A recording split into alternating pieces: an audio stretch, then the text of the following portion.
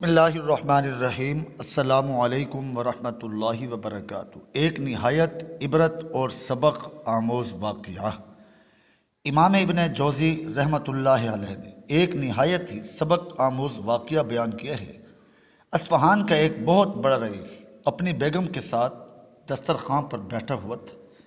دسترخوان اللہ کی نعمتوں سے بھرا ہوا تھا۔ اتنے میں ایک فقیر نے یہ صدا لگائی کہ اللہ کے نام پہ کچھ کھانے کے لیے دے دو۔ اس شخص نے اپنی بیوی کو حکم دیا کہ سارا دسترخوان اس فقیر کی جھولی میں ڈال دیا جائے۔ عورت نے حکم کی تعمیل کی۔ جس وقت اس نے اس فقیر کا چہرہ دیکھا تو دھاڑے مار کر رونے لگی۔ اس کے شوہر نے اس سے پوچھا، جی بیگم، آپ کو کیا ہوا ہے؟ اس نے بتلایا کہ جو شخص فقیر بن کر ہمارے گھر پر دستک دے رہا تھا وہ چند سال پہلے اس شہر کا سب سے بڑا مالدار اور ہماری اس کوٹھی کا مالک اور میرا سابق شوہر تھا۔ چند سال پہلے کی بات ہے، ہم دونوں دسترخوان پر ایسے ہی بیٹھ کر کھانا کھا رہے تھے جیسا کہ آج کھا رہے تھے۔ اتنے میں ایک فقیر نے صدا لگائی کہ میں 2 دن سے بھوکا ہوں، اللہ کے نام پر کھانا دے دو۔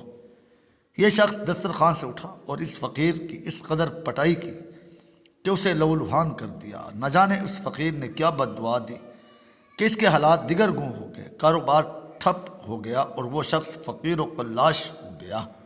اس نے مجھے بھی طلاق دے دی۔ اس کے چند سال گزرنے کے بعد میں آپ کی زوجیت میں آگے۔ شوہر بیوی کی یہ باتیں سن کر کہنے لگا، بیگم، کیا میں آپ کو اس سے زیادہ تعجب خیز بات نہ بتلاؤں؟ اس نے کہا، ضرور بتائیے۔ کہنے لگا، جس فقیر کی آپ کے سابق شوہر نے پٹائی کی تھی وہ کوئی دوسرا نہیں بلکہ میں ہی تھا۔ کتاب العبر۔